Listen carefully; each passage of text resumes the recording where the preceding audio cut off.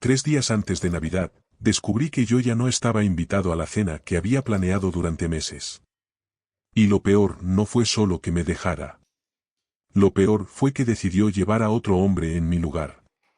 Tengo 28 años, vivo en Zaragoza, y trabajo como jefe de obra en una empresa de construcción. Después de terminar la universidad, nunca sentí una verdadera necesidad de marcharme de la ciudad. Tenía un empleo estable, un piso propio y una vida tranquila. No era una vida llena de lujos ni de fiestas, pero era una vida sólida, ordenada y mía. Mi mayor orgullo, en ese momento, era una Nissan Navara completamente pagada. No era el tipo de vehículo que hacía que la gente se girara por la calle, pero era fuerte, fiable, y jamás me dejaba tirado. Para mí, esa camioneta representaba mi primer paso real hacia la vida adulta. Se la compré a un agricultor mayor que la había cuidado como si fuera parte de su familia. Cuando la llevé a casa, tenía poco más de 56.000 kilómetros y un historial de mantenimiento tan perfecto que parecía escrito por un mecánico obsesivo. Aquel primer fin de semana me encerré en el garaje y empecé a mejorarla. Le instalé una cubierta en la caja para hacerla más útil, cambié los altavoces de fábrica por un sistema de sonido decente, y la dejé justo como yo quería. Durante años, mi vida sentimental había sido una cadena de decepciones. Muchas mujeres parecían ver mi estabilidad como algo aburrido. Mi sueldo fijo, mi piso limpio, mi manera de planear las cosas y mi falta de dramas no les parecían virtudes. Les parecían señales de que yo era demasiado predecible. Llegué a un punto en el que dejé de perseguir relaciones y me enfoqué en mí mismo. Empecé a entrenar más, acepté jornadas largas de trabajo y me obsesioné con un proyecto personal: restaurar un Mustang de 1986 que encontré por internet después de meses buscando. Entonces, en junio de 2021, mi amigo Sergio organizó una barbacoa en el patio de su casa. Y allí conocí a Laura. Desde el primer momento, Laura me pareció distinta. Era profesora de arte, tenía una risa contagiosa, y se movía por la vida con una madurez que no se sentía fingida. No intentaba parecer una universitaria eterna. No vivía buscando atención. Al menos eso pensé al principio. Conectamos casi de inmediato. Por primera vez, sentí que alguien apreciaba que yo tuviera mi vida en orden. Le gustaba que tuviera muebles de verdad, que cocinara cenas tranquilas en casa en lugar de comprar comida rápida a última hora, y que mis fines de semana no terminaran destruidos por resacas. Con Laura, todo parecía natural. Hablábamos del futuro sin incomodidad. Bromeaba diciendo que necesitaríamos un piso más grande cuando termináramos viviendo juntos. Me preguntaba por mi contrato de alquiler, por mis planes laborales, y por cómo era mi familia en Navidad. Lo que más me sorprendió fue su interés por el Mustang. Yo estaba acostumbrado a que otras mujeres pusieran los ojos en blanco cuando hablaba de coches, motores o herramientas. Laura, en cambio, aparecía en el garaje con café recién hecho, se inclinaba sobre el capó y escuchaba mientras yo le explicaba qué estaba reparando. Hacía preguntas inteligentes sobre óxido, piezas, lijado, pintura y motores. Un sábado incluso se puso un viejo mono de trabajo que había sido de su madre y me ayudó a lijar la corrosión de los paneles traseros. Terminó con polvo en las mejillas, suciedad bajo las uñas y una sonrisa enorme. No se quejó ni una sola vez. Su familia también me recibió como si yo llevara años siendo parte de ellos. Su padre, Ernesto, era un policía jubilado de carácter firme, pero con un corazón enorme. Me tomó cariño casi desde el principio. Compartía conmigo sus secretos para hacer carne a la parrilla, me invitaba a su garaje y hasta me dejó ayudarle a restaurar un Camaro del 79. Poco a poco, nuestros domingos se convirtieron en una tradición. Nos quedábamos en el garaje con una cerveza en la mano, el capó abierto y conversaciones que empezaban hablando de fútbol y terminaban hablando de la vida. Ernesto se convirtió en una figura paterna que yo no sabía que necesitaba. Su garaje era un paraíso para cualquiera que amara la mecánica. Todo estaba limpio, etiquetado y colocado con una precisión casi militar. Tenía un elevador para coches, un compresor industrial, cajas de herramientas antiguas y piezas guardadas desde hacía décadas. Con él aprendí trucos que no aparecen en ningún manual. Aprendí a ajustar válvulas, reparar piezas viejas, escuchar un motor y entender cuando algo no iba bien. Pero, sobre todo, aprendí de su forma de ver la vida. Entre historias de su época como policía y recuerdos de cuando Laura era pequeña, Ernesto me enseñó mucho más que mecánica. La madre de Laura, Carmen, me trataba con una ternura que dejaba claro que siempre había querido tener un hijo varón. Me enviaba a casa con comida, me mandaba artículos que creía que podían interesarme y me pedía opinión sobre todo, pintura, muebles, herramientas, plantas y hasta la distribución del jardín. En las comidas familiares, a veces apartaba a Laura solo para llevarme al patio y enseñarme sus rosales. Su jardín era una obra maestra. Las flores estaban alineadas como si alguien las hubiera dibujado con regla, tenía tablas con fechas de siembra y cosecha, y un invernadero que parecía más un laboratorio que una parte de una casa. Carmen me preguntaba sobre sistemas de riego, organización de espacios y materiales, porque sabía que yo trabajaba gestionando obras. Al final terminé ayudándola a rediseñar el invernadero. No tardaron en decirle a Laura lo afortunada que era. Ernesto soltaba bromas sobre boda. Carmen hablaba de futuros nietos como quien no quiere la cosa. Y yo, sinceramente, adoraba a los dos. Estar con su familia no se sentía como una obligación. Se sentía como pertenecer a un lugar. Para el otoño de 2022, yo ya tenía tomada una decisión. Iba a pedirle matrimonio a Laura. En el fondo del cajón de mi cómoda, escondido bajo varios jerseys, guardaba un anillo de compromiso que me había costado casi 7.800 euros. Lo revisaba casi todos los días, solo para asegurarme de que seguía allí. Mi plan era sencillo, pero importante para mí. La noche de Navidad, después de cenar en casa de sus padres, con nuestras dos familias reunidas alrededor de la mesa, iba a levantarme durante el postre, decir unas palabras y pedirle que se casara conmigo. Había ensayado el momento en mi cabeza muchas veces. Sabía cuándo iba a brindar, dónde iba a colocarme, qué iba a decir y cómo iba a sacar el anillo. Cuando llegó octubre, entré por completo en modo navideño. En mi familia, la Navidad siempre había sido algo grande. Planear con tiempo no era exagerado para mí. Era tradición. Pero ese año era diferente. Esa sería nuestra primera Navidad como pareja rumbo al compromiso, y yo quería que todo saliera perfecto. A mediados de octubre ya estaba organizando horarios, buscando regalos, preparando ropa y confirmando planes. Uno de los puntos principales era una cena de Nochebuena en el Balcón del Ebro, un restaurante elegante que Laura había mencionado una vez después de verlo en redes sociales. Conseguí una reserva para las 9 de la noche, una hora casi imposible en esas fechas. Pedí una mesa junto al ventanal, con vista a las luces de la ciudad, y avisé al restaurante de que era una ocasión especial. También compré un jersey azul nuevo porque Laura me había dicho una vez que ese color me quedaba bien. Nada quedó al azar. Comprar los regalos se convirtió en una investigación completa. En una comida familiar, Carmen mencionó una vajilla antigua que había pertenecido a su abuela y dijo que le dolía no haber podido completar nunca el juego. Ese comentario me llevó a recorrer anticuarios durante semanas hasta encontrar 6 piezas iguales. Ernesto, por su parte, había comentado que llevaba años buscando un libro raro sobre historia policial. Lo encontré en internet, en una edición antigua que tuve que rastrear en foros de coleccionistas. El regalo de Laura fue el más caro y el más especial. Ella llevaba meses mirando un set profesional de material artístico con pinceles, lápices y herramientas de alta calidad, pero nunca se atrevía a comprarlo. Yo llevaba ahorrando desde el verano. Gastar casi 850 euros no me importó, porque imaginaba su cara al abrirlo. También preparé planes de emergencia. ¿Y si nevaba? ¿Y si el restaurante perdía la reserva? ¿Y si alguien cambiaba de horario? Tenía soluciones para todo. Mirándolo ahora, quizá me pasé. Pero esa era mi manera de amar, cuidar los detalles, anticiparme a los problemas y hacer que las personas importantes para mí se sintieran valoradas. Entonces llegó noviembre, y empezaron las señales. La primera apareció cuando le enseñé a Laura la vajilla que había buscado durante semanas para su madre. Coloqué las piezas sobre la mesa de mi cocina, emocionado por su reacción.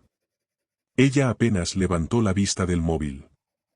Ah, sí, está bonita, dijo, mientras seguía mirando Instagram como si yo le hubiera enseñado un ticket de supermercado. Intenté insistir. Tu madre va a llorar cuando vea esto. Laura solo murmuró algo sin apartar los ojos de la pantalla. Me dijo que estaba cansada. Reuniones con padres, trabajos por corregir, conciertos escolares, alumnos insoportables. Y yo lo creí. Enseñar en secundaria en diciembre debía de ser agotador. Venía a mi casa. Se sentaba a corregir trabajos en la cocina, se quejaba de los padres y de los plazos, y yo cocinaba, escuchaba y trataba de no molestar. Pensé que mirar tanto el móvil era su forma de desconectar. Pero pronto un nombre empezó a aparecer demasiado seguido en nuestras conversaciones. Adrián. Al principio parecía algo inocente.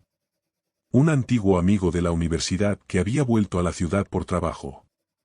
Adrián dice que debería viajar más, comentaba ella. Oh, Adrián cree que Zaragoza apaga la creatividad. Sonaba como la típica charla de alguien que se reencuentra con un viejo conocido. Pero, poco a poco, Adrián dejó de ser un nombre casual y se convirtió en una presencia diaria. Adrián pensaba que ella debía arriesgarse más con su arte. Adrián decía que la estabilidad mataba la inspiración. Adrián tenía historias increíbles de Valencia, donde había vivido antes. Cuanto más escuchaba, más incómodo me sentía. Por lo que entendí, trabajaba en una empresa de café artesanal, vendiendo mezclas carísimas a cafeterías modernas. Me lo imaginaba con camisas de franela, moño y demasiadas opiniones sobre cómo preparar un café.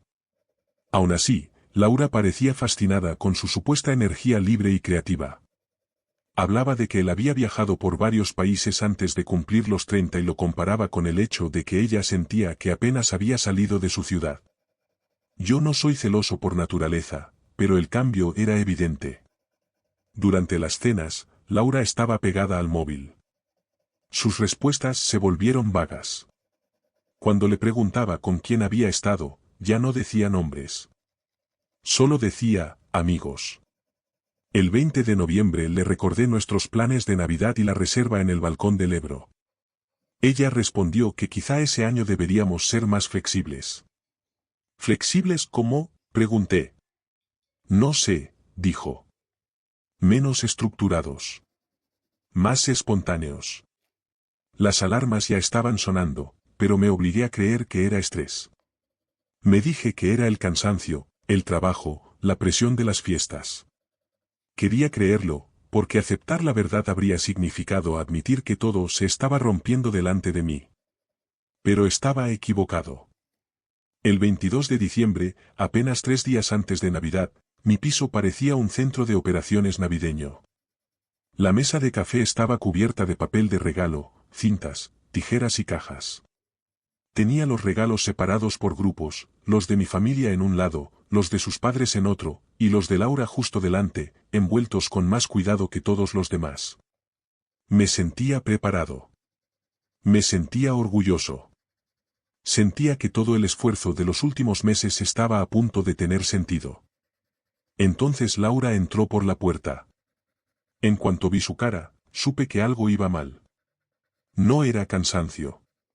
No era estrés. Era esa expresión que aparece antes de una conversación que te cambia la vida. La cara de, tenemos que hablar. Martín, dijo con voz baja, tenemos que hablar. Yo pensé que quizá quería cambiar algún plan. Tal vez ajustar la hora de la cena. Tal vez decirme que su madre necesitaba ayuda con algo. Pero se sentó en el sofá, juntó las manos sobre las piernas y dijo la frase que me dejó helado. Voy a llevar a Adrián a la cena de Navidad en lugar de a ti.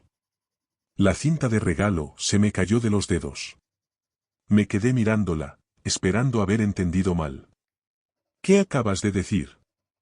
Ella respiró hondo, como si la víctima fuera ella. Sé que es un momento horrible, pero Adrián y yo hemos estado hablando. Y con el todo se siente diferente. Contigo siento que todo está planeado, organizado, como si estuviéramos siguiendo un guión. Con él las cosas se sienten naturales. Vivas. Dejé sobre la mesa el regalo que estaba envolviendo. Su regalo. Intenté mantener la calma. 3 días antes de Navidad. Después de meses de preparativos. Después de todo lo que he hecho. Lo sé, respondió rápido. He intentado encontrar el momento adecuado, pero nunca llegaba. Tú eres atento, Martín. Muchísimo. Las cenas, los regalos, las reservas, la forma en que recuerdas cada detalle. Mi familia dice que debería sentirme afortunada. Pero yo me siento atrapada. ¿Atrapada? Repetí. ¿Por alguien que piensa en ti? Atrapada por alguien que ya tiene diseñado un futuro que yo no sé si quiero, dijo, con la voz quebrándose. Adrián no me hace sentir así. Él no planea cada paso. Él vive. Me hace sentir que puedo respirar. Entonces soltó el golpe final. Y vi el anillo en tu cómoda la semana pasada. Sé lo que ibas a hacer en Navidad. Sentí que el pecho se me cerraba. Revisaste mis cosas. No estaba revisando nada, dijo enseguida. Buscaba un cargador y lo encontré por accidente. Martín, tengo 24 años.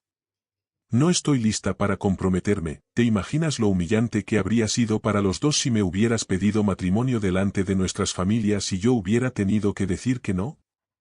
Te estoy evitando esa vergüenza. Me reí, pero fue una risa amarga. ¿De verdad estás llamando a esto un favor? Sí, insistió, mientras las lágrimas empezaban a caerle. Así no hay una escena pública. No hay rechazo delante de todos. Podemos terminarlo en silencio. Qué detalle tan generoso, dije, sin poder ocultar la rabia. Ella negó con la cabeza. Crees que soy cruel, pero solo estoy siendo honesta. Adrián no me presiona. No planifica mi vida. Solo quiere disfrutar el presente. Y eso es lo que necesito. Yo hablaré con mis padres. Ellos lo entenderán. La verdad es que tú y yo queremos cosas distintas. No puedo estar con alguien que organiza la vida como si fuera una hoja de cálculo. Podría haber discutido. Podría haberle recordado que parecía encantada con mis planes hasta que apareció Adrián. Podría haberle preguntado por qué destruía nuestra relación justo antes de Navidad. Podría haberle pedido que esperara. Pero algo dentro de mí se apagó. Me levanté, reuní los regalos que había comprado para sus padres y los dejé en una pila ordenada sobre la mesa. Dales esto a tus padres.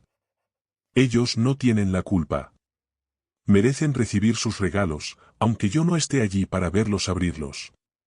Laura me miró como si yo fuera de piedra. Martín, estás haciendo esto más difícil de lo necesario. No, respondí. Lo estoy haciendo exactamente tan difícil como debe ser. Fui a mi habitación, saqué del armario su bolsa con la ropa que dejaba en mi casa, sus cosas de aseo y algunas pertenencias, y se la entregué. Después abrí la puerta principal y me quedé allí, sosteniéndola. Ella tomó la bolsa con las manos temblorosas. ¿Podemos intentar seguir siendo amigos? La miré sin gritar. Sin suplicar. Sin romperme delante de ella.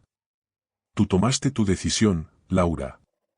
No voy a discutir, y tampoco voy a ayudarte a sentirte mejor por haberme traicionado. Lloró más, pero no eran lágrimas de arrepentimiento. Eran lágrimas de frustración, porque la conversación no estaba saliendo como ella esperaba. Cuando se fue, me quedé sentado en silencio durante unos 10 minutos. Luego llamé a mi mejor amigo, Diego. Solo le dije, necesito salir de aquí. Él respondió, tío, ¿qué pasó? Suenas como si alguien hubiera cancelado la pizza para siempre. Le dije, Laura me dejó 3 días antes de Navidad por Adrián. Hubo un silencio largo. Luego dijo, ¿el del moño? ¿El del café caro? ¿Me estás hablando en serio? 20 minutos después, estaba en su piso con una bolsa de noche. Diego ya tenía la consola encendida y una nevera llena de bebidas energéticas, como si hubiera preparado una sala de emergencia para rupturas sentimentales. La Nochebuena en casa de Diego fue mucho mejor de lo que esperaba. Mientras iniciaba un videojuego, dijo, a ver si lo entiendo. La princesa de la espontaneidad no pudo soportar salir con un adulto funcional, así que te cambió por un poeta de cafetería. Yo le dije que Laura me había acusado de ser demasiado estructurado. Diego soltó una carcajada. Claro. ¡Qué horror! Un hombre que recuerda fechas importantes, trabaja, paga sus cuentas y no vive en el sótano de su madre comiendo fideos instantáneos. Me pasó un mando y me preguntó por el anillo. Le conté que Laura lo había encontrado y que, según ella, me estaba haciendo un favor al dejarme antes de que yo pudiera proponerle matrimonio. Diego pausó el juego y me miró como si acabara de escuchar una locura histórica. Hermano, acabas de esquivar una bala enorme. Imagínate casarte con alguien que cree que preocuparte por ella es un defecto. Pasamos la noche jugando, comiendo pizza congelada y burlándonos de desconocidos por internet. Cada vez que yo empezaba a hundirme en mis pensamientos, Diego soltaba algún comentario absurdo y conseguía hacerme reír. Cerca de las 2 de la madrugada dijo, lo mejor será verla explicar en Navidad por qué te cambió por un tipo cuyo mayor logro probablemente sea tener opiniones sobre leche de avena. La mañana de Navidad me desperté temprano por costumbre. Preparé café, salí a caminar por el barrio de Diego y llamé a mis padres. No parecieron demasiado sorprendidos por la ruptura.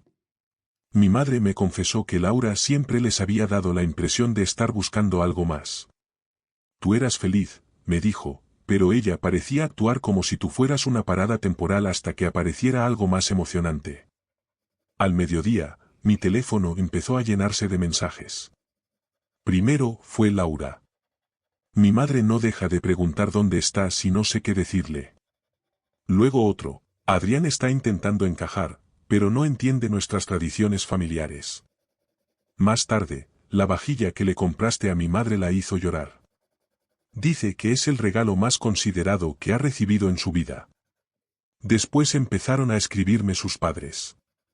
Ernesto me mandó un mensaje directo, Martín, Carmen y yo estamos furiosos con Laura.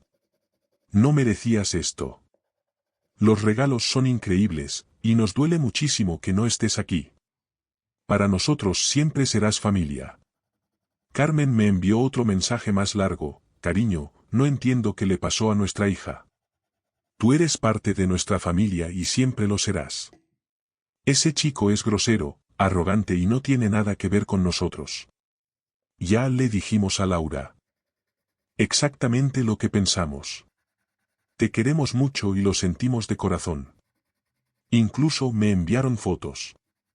Carmen usando la vajilla. Ernesto leyendo el libro.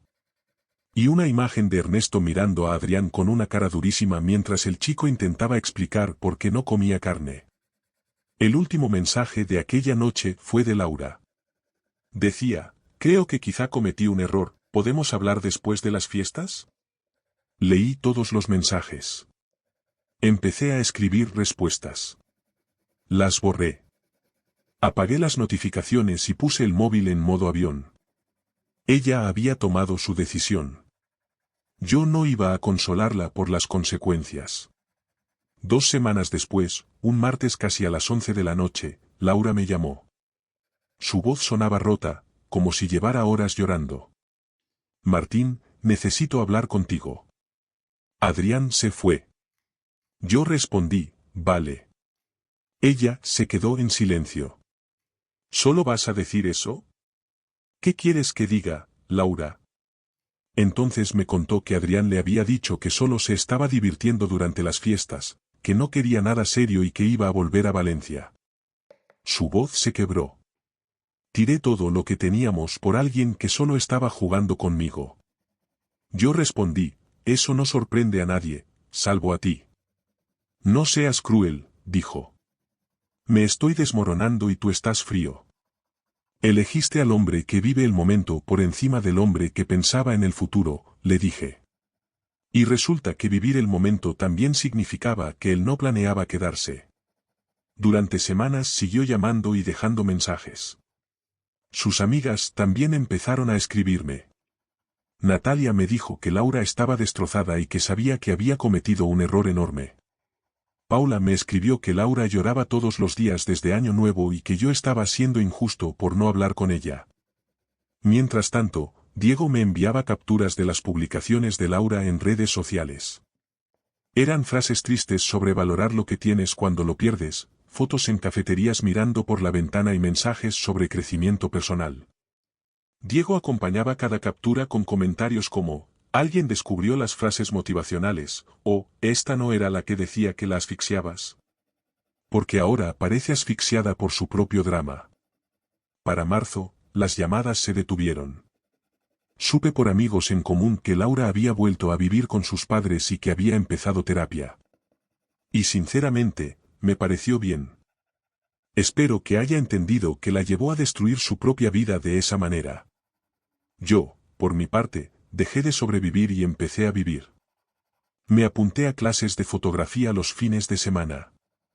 Eso me llevó a hacer viajes solo por Aragón, a visitar pueblos pequeños, carreteras secundarias y rincones del Pirineo.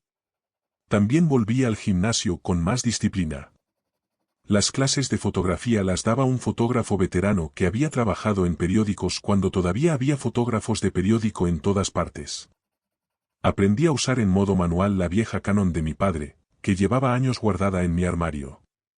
Empecé a fotografiar el proceso de restauración del Mustang, y aquello terminó convirtiéndose en una pequeña colección sobre coches clásicos, trabajo manual y orgullo obrero. Incluso seleccionaron varias fotos para una exposición local. En el trabajo también me fue mejor. Mis habilidades de organización, esas que Laura llamaba asfixiantes, me ayudaron a conseguir un ascenso. Resulta que planear, anticiparse y saber coordinar personas sí tiene valor en el mundo real. El ascenso llegó con un aumento de sueldo y una oficina con ventanas de verdad. Pero la victoria que más disfruté fue otra. Por fin compré una Harley Iron 883 de 2017, algo que llevaba años deseando. Estaba algo golpeada, pero tenía buena base. Pasé muchos fines de semana en el garaje de Diego, desmontándola, limpiando piezas, revisando el sistema de admisión, cambiando bujías, ajustando detalles y reconstruyéndola poco a poco. Un sábado, mientras yo peleaba con una pieza que no quería encajar, Diego dijo, ¿sabes cómo se llama una moto que no arranca? Un pisapapeles carísimo con problemas de confianza. Como tu vida amorosa, pero con más ruido. Trabajar con las manos me hizo bien. Cada vez que aquella moto encendía, sentía que recuperaba una parte de mí que Laura había intentado hacerme cuestionar, mi manera de ser, mi seguridad y mi derecho a querer una vida estable. Fue entonces cuando conocí a Clara en un grupo de senderismo. Clara era lo opuesto a Laura en todo lo que importaba. Donde Laura era impulsiva y cambiante, Clara era tranquila y firme. Donde Laura vivía buscando la siguiente emoción, Clara valoraba construir algo real. Pero lo más importante era que Clara apreciaba exactamente las cosas que Laura había despreciado. En nuestra tercera cita, mientras planeábamos una salida, me dijo, me encanta que recuerdes los detalles. Me hace sentir que de verdad te importo. Clara había elegido su carrera porque quería ayudar a otras personas, no porque necesitara demostrarle al mundo que era especial.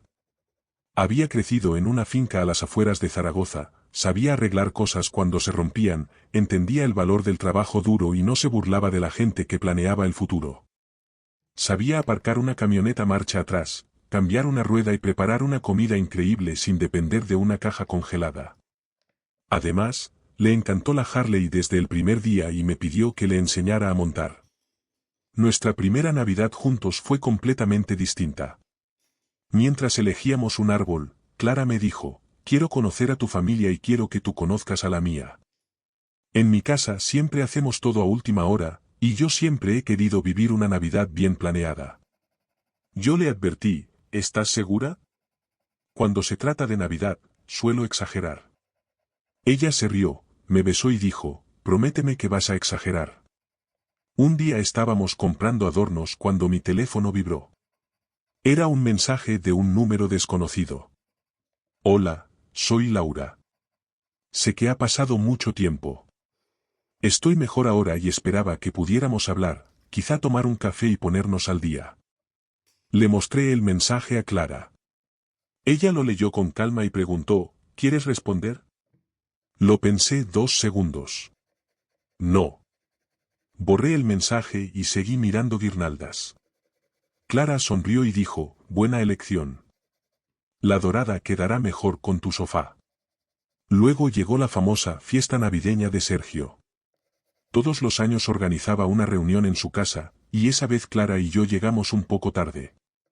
Yo estaba tranquilo, feliz y seguro de mi vida.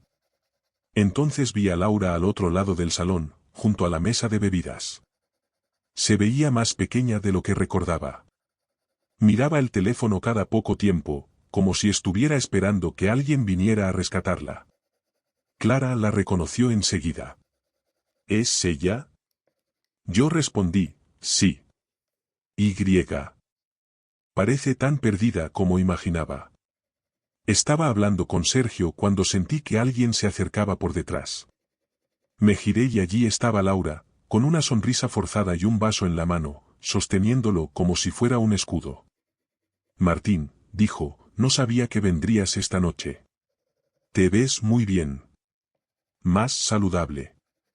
Rodeé la cintura de Clara con el brazo y dije, hola, Laura. Ella es Clara, mi novia. Clara extendió la mano, con una sonrisa sincera. Encantada. Martín me contó que ustedes tuvieron una historia. Laura ignoró su mano por completo. La miró de arriba abajo y dijo, claro. Clara. Lo dijo con una amargura imposible de disimular. Después volvió a mirarme a mí, como si Clara no existiera. He estado pensando mucho en nosotros. En lo que tuvimos. En todos los planes que hicimos. Yo respondí, eso fue hace mucho, Laura. Yo seguí adelante. Ella insistió, ¿no lo extrañas? La forma en que eras conmigo. La forma en que planeabas todo para nosotros. Clara intervino con naturalidad, Martín ha sido increíble. Está ayudando a mi madre con una receta familiar para la cena de Navidad, y encontró regalos perfectos para mis sobrinos. No sé cómo recuerda lo que le gusta a cada uno, pero es una de las cosas que más adoro de él. Vi cómo el rostro de Laura cambiaba. Primero sorpresa. Luego celos. Después rabia. Finalmente, veneno puro. Miró a Clara y dijo con una dulzura falsa, ¡qué bonito! Es fácil valorar eso cuando todavía no has tenido que soportar su necesidad obsesiva de controlarlo todo. Dale tiempo. Clara dio un paso adelante. Perdona, ¿qué dijiste? Laura perdió la compostura y volvió a mirarme.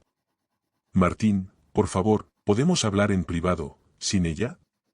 No, respondí. Que tengas buena noche, Laura. Ella abrió los ojos, herida y furiosa. ¿De verdad vas a elegirla a ella por encima de lo que tuvimos? Ya lo hice, dije. Hace 14 meses, cuando tú tomaste la decisión por mí. Su voz empezó a subir. Ahora sé que me equivoqué. Era joven, estaba asustada y fui estúpida. No puedes reemplazarme por una chica cualquiera. Varias personas empezaron a mirar. Clara tomó mi mano y caminamos hacia la salida. Antes de irme, me giré una última vez y le dije, la próxima vez que encuentres a alguien que planee una Navidad entera pensando en ti, no esperes hasta 3 días antes para decirle que no está invitado a su propia propuesta de matrimonio. Laura explotó. ¿Hablas en serio?, gritó, deteniendo la conversación de medio salón. ¿Vas a irte después de todo lo que vivimos? Todo quedó en silencio. Clara apretó mi mano, y seguimos caminando. Laura siguió gritando, ella no te conoce como yo. Solo es un reemplazo. Jamás va a entender lo que tuvimos. Sus amigas Natalia y Paula corrieron hacia ella para sacarla de allí. Natalia le decía en voz baja, Laura, basta. Estás haciendo una escena. Pero Laura no paraba. No me importa.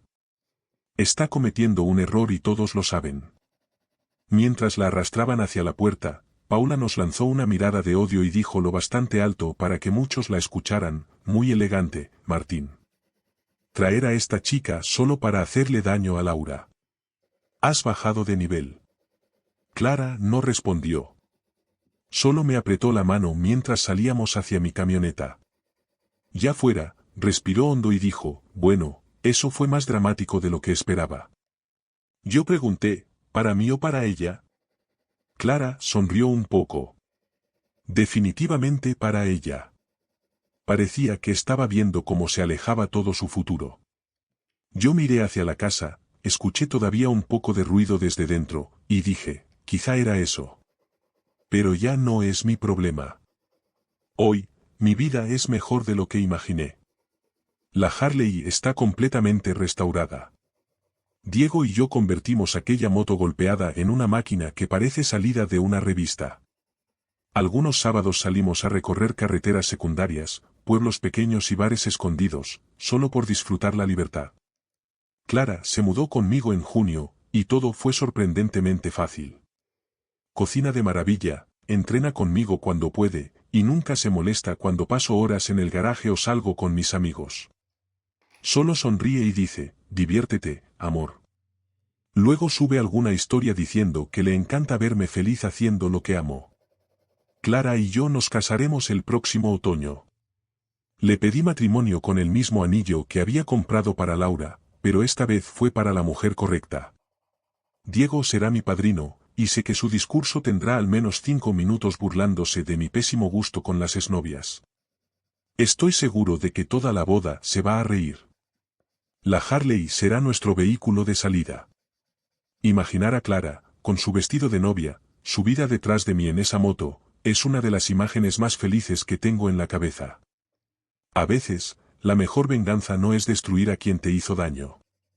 La mejor venganza es seguir adelante, vivir bien y encontrar a alguien que ame exactamente esas partes de ti que otra persona no supo valorar.